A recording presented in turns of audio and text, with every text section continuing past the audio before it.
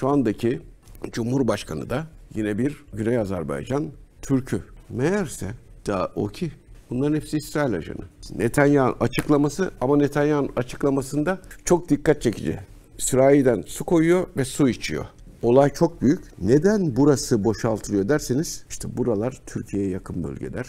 GZT Haber Merkezi'nden herkese merhabalar. Amiral Cihat Yaycı konuğumuz. Yine haritanın başında birlikteyiz. Yine seyircilerimiz var. Bizi YouTube yayınlarımızı takip eden seyircilerimiz de bu yayına misafir oldu. Bugün hoş geldiniz öncelikle. Hoş bulduk. İran konusunu hep yayınlarımızda konuşuyoruz amirim, evet. Ama dönem dönem de mutlaka yeniden gündem maddesi olarak birinci sıraya çekmemiz gerekebiliyor. Bugünlerde aslında o günlerin biraz daha yaklaştığını sinyalini veren emareler var diyebiliriz. Belki İran sahasında. Bugünden baktığımızda İran'da ne gibi bir hareketlilik var? Neyin sinyalini veriyor olabilir? Neye hazırlıklı olmalıyız belki? Evet.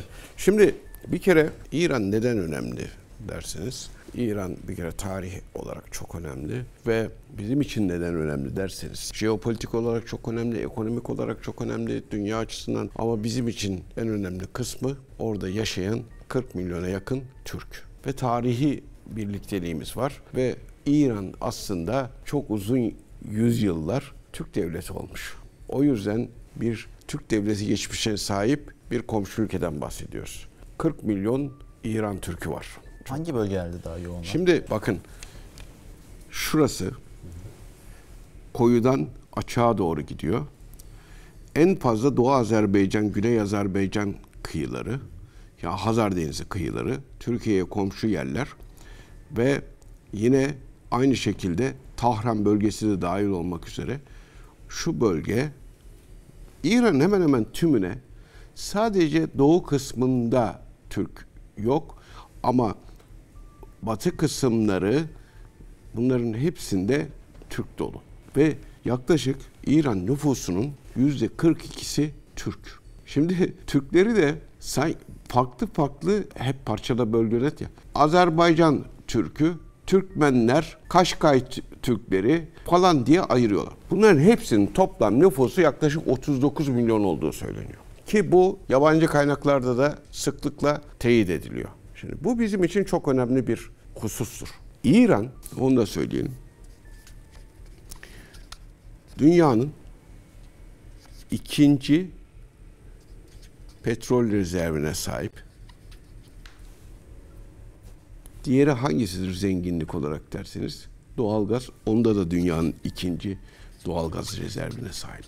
İran böyle bir devlet. Yani bakmayın, bu kadar can çekişiyor, ekonomik olarak bu kadar yaptırım uygulanıyor ama dünyanın ikinci büyük petrol ve doğalgaz rezervine sahip ülkesinden bahsediyoruz.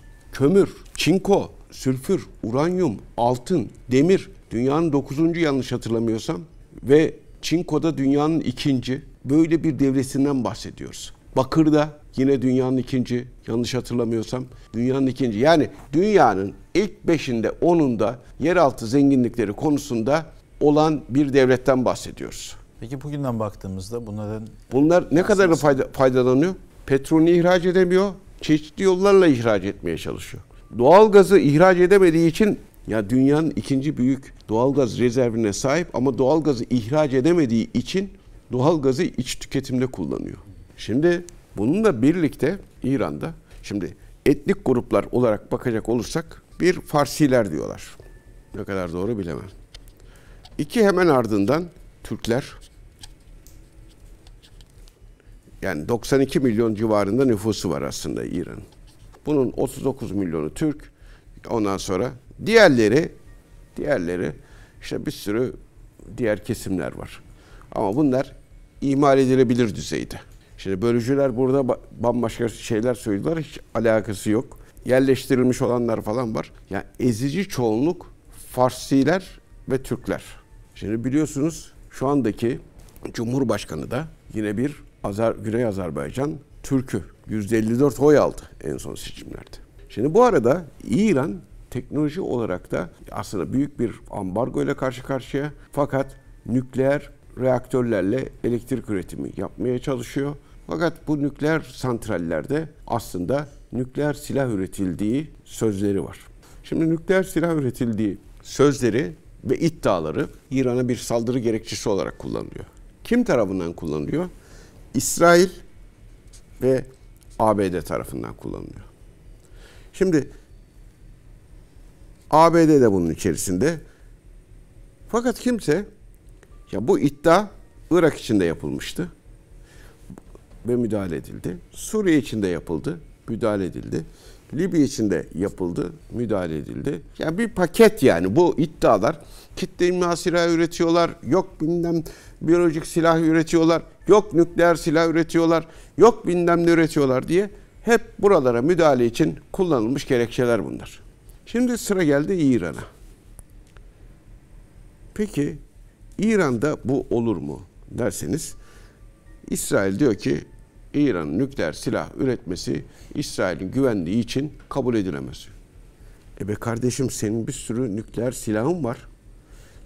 Sen nasıl kendinde bunu meşru görüyorsun da başkasında görmüyorsun?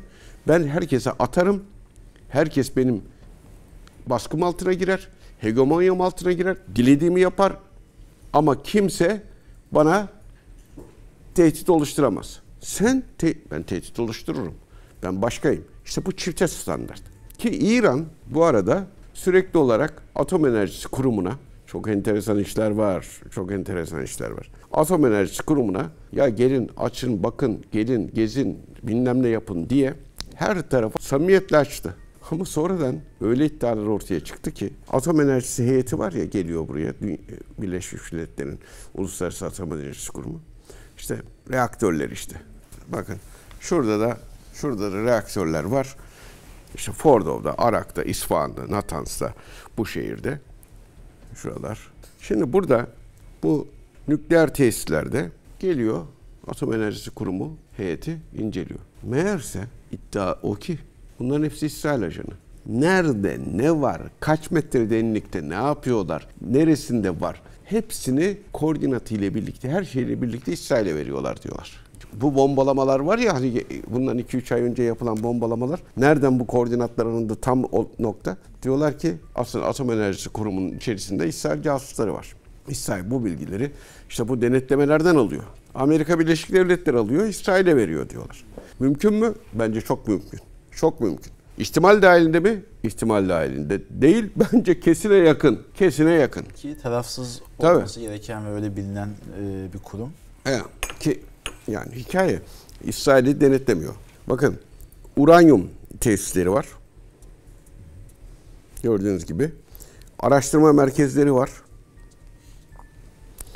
Ve askeri tesisler var. Bunların hepsini, bu uranyum tesislerini, askeri tesisleri, araştırma merkezlerini şu veya bu şekilde vurmaya kalktılar, vurdular. Şimdi diyorlar ki 12 gün süren bir savaş oldu. Ama İsrail'de bu 12 günden, yani komedi bir savaş aslında ama yani İsrail'de bu daha fazla uzatmadı. Pek de o uzun süreli savaşlara giremiyor zaten İsrail. Ama neticede İran rejimi aslında miadını doldurdu diyorlar. Ve İran rejimini yıpratmak için önce bu nükleer santralleri vurdular, birçok yeri vurdular ve halk da şu imajı oluşturdular. Dediler ki halka, ya bak biz sizi uyarıyoruz. Tahran'ı bombalayacağız yarım saat sonra, bir saat sonra. Sığınaklara gidin, kaçın, şurayı bomba. Sizin devlet sizi koruyamıyor. Biz dediğimiz gibi geliyoruz, orada vuruyoruz ve gidiyoruz. Yani devlet sizin güvenliğinizi sağlayamıyor. Ya bak, uyarmamıza rağmen, biz size bildirmemize rağmen, bu şu saatte şurada şurayı vuracağız dememize rağmen onu engelleyemiyorlar. Bu böyle devlet mi olur diye halkı da yönetime karşı kışkırtıyorlar. Şimdi diyorlar ki İran bu çalışmalarından vazgeçmedi. Biz tekrar vuracağız bunu. Bizim düşmanımız halk değil, rejim diyorlar. Ve bu şekilde Amerika Birleşik Devletleri'nin hem savunma bakanı hem sözcüsü hem de Netanyahu konuşuyor. Amaç ne? Yani İran'ı işgal edemez kimse. Tarih boyunca da doğru düzgün işgal edebilecek bir güç çıkmamış. Hep İran kendi içerisinde dönüşmüş. İşte bir başka devlet yıkılmış, öteki kurulmuş, bilmem ne olmuş falan filan. Ama İran gerçekten Irak gibi, Suriye gibi, Libya gibi falan dümdüz bir yer değil. Ve burası böyle bir yabancı ordu tarafından işgal edilebilecek bir yer de değil. O zaman ne yapmak lazım?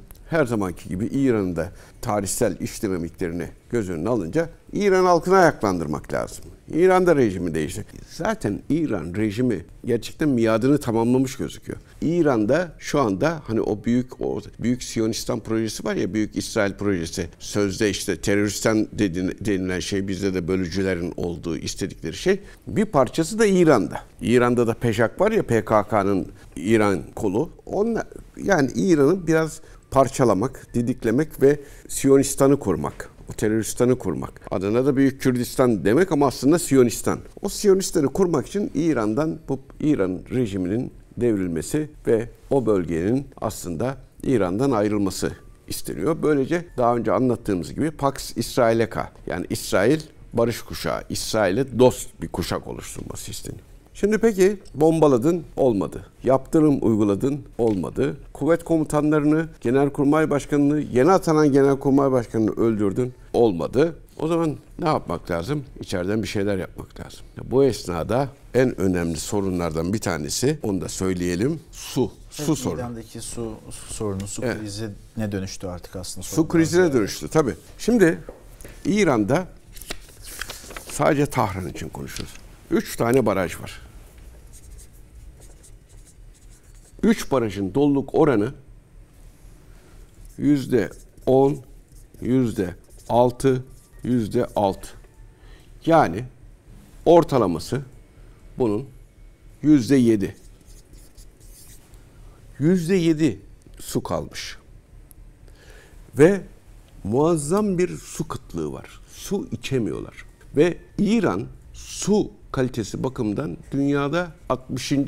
durumdaki bir ülke. Zaten suyun kalitesi çok düşük. Ve işte bu dediğimiz gibi Lar Barajı, Amir Kabir Barajı ve Latyan Barajı. Tahran niye örnek veriyor? Başkentte bile bu büyük sorun var. Şimdi su kıtlığı, İran nüfusunun %40'ı şu anda suya erişemiyor. Şurayı görüyor musunuz? Şu hattı. Kazvin'den başlayıp Kirman'a kadar olan hat. Şu hat muazzam artık susuz hat. Buna su kıtlığı yaşayan hat diyoruz. Ondan sonraki su sorunu yaşayan hat şu yeşil gördüğünüz gibi. Su sorunun düşük olduğu yerler şunlar, su sorunun olmadığı yerde sadece burası. Ya İran nüfusun %40'ı şu bölge su kıtlığı yaşıyor. Su sorunun ötesinde bak %40 burada yaşıyor zaten. Diğer yerlerdeki nüfus az. %40. Şimdi bu çok enteresan bir şeydir. Herkes dikkatini çekti mi bilmiyorum ama ben onu göstereceğim şimdi size. Hatırlıyor musunuz şunu? Netanyahu'nun açıklaması, ama Netanyahu'nun açıklamasında çok dikkat çekici. Sürahiden su koyuyor ve su içiyor. Değil mi? Niye su içiyor yani? Ama da alışık olduğumuz bir yöntem değildir. Değil tabii. Ve şıkır suyu koyuyor. Büyük bir keyifle içiyor. Dikkat ettiniz mi o videosuna, konuşmasına? İran halkına mesaj veriyor. Ve orada en sonunda dedi ki, yazın kavurucu sıcaklarında bu susuzluk sorununu göstererek çocuklarınıza temiz ve serin bir bardak su bile veremiyorsunuz. Oysa siz bunu hak etmiyorsunuz. Fanatik mollaların hayatınızı bir dakika bile karartmasına izin vermeyin ve şunu bilin. Yalnız değilsiniz. Ben sizinleyim. İsrail sizinle. İsrail aman kimseyle olmasın. Aman kimseyle olmasın. Yani soykırımcı olan adam şimdi iyilik meleği rolüne bürünüyor. O yüzden şimdi su sorununda var ya, hükümeti suçlamak için, İran yönetimini suçlamak için halkı kışkırtmaya yönelik sloganlarla yürüyen bir durum var. Ama bu arada şunu da söyleyelim. Urumiye Gölü var. Bu Urumiye Gölü bizim Türklerin yaşadığı bölge. Bu göl dünyanın ikinci büyük tuz gölüydü. Bu göl kurutuldu. Nasıl kurutuldu? Bizim Azerbaycan Türkleri bana da geliyorlar, Güney Azerbaycan Türkleri. Kasti olarak kurutuldu diyorlar. Türklerin çok yoğun olarak yaşadığı bu bölgeden Türkler taşınsın, susuz kalsın diye yaklaşık 20'ye yakın baraj yapılmış. Nehirler kapatılmış, göl kurumuş. Göl kuruyunca tarım kalmıyor. İklim değişiyor, kuraklık oluyor ve her tarafta sular çekilince tuz her tarafa rüzgarla saçılıyor. Bizim mesela Van, Ağrı, Iğdır, Kars, bu bölgeleri de oradan rüzgarla gelen tuz rüzgarları var. Bu bizim tarımımızı da çok olumsuz şekilde etkiliyor. Şimdi burada da demografik bir değişime neden oluyor. Ve İran rejiminin, bak şimdi aslında İran rejiminin nasıl da değişik bir yapı olduğunu da göstermek açısından söylüyorum. Buraya Siyonist proje PKK'istan, YPG'istan'dı ya, adamlar buraya Urumiye'ye PKK'lıları getiriyorlar, yerleştiriyorlar. Tebriz'de, Türk kenti Tebriz'de PKK'lılar sokakta rastgele ateş ederek birçok insanımızı öldürdüler. Son 2 yılda, 3 yılda. Şimdi olay çok büyük. Neden burası boşaltılıyor derseniz, İşte buralar Türkiye'ye yakın bölgeler ve aynı zamanda Irak'ın kuzeyindeki o Barzanistan'a yakın bölgeler. Burayı boşaltıp buraya Kürtleri getirirsen, PKK'lıları daha doğrusu, burayı birleştirebilirsin ve alanı daha da genişletebilirsin.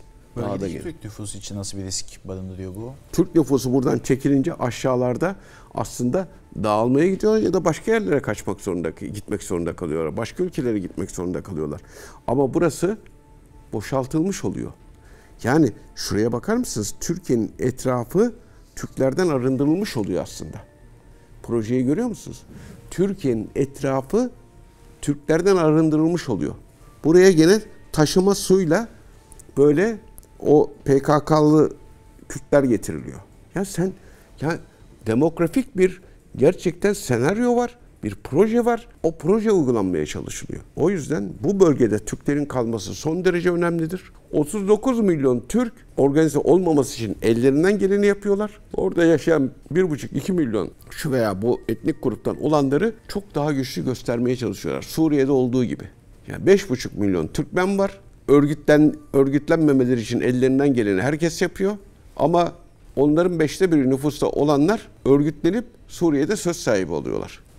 Buradaki projede bu. Türklerin örgütlenmemesi ve buna karşılık diğer azınlıkların örgütlenip İran'da hak sahibi olmalarının önü açılmaya çalışılıyor. Çok dikkatli olmak lazımdır. Teşekkürler.